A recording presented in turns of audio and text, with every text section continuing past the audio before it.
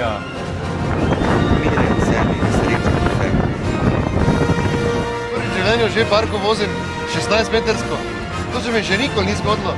Jaz moram povedati, ta resnični šov Barka je fenomenalen. Nominiram pa Vaneso. Samo vejo zakaj.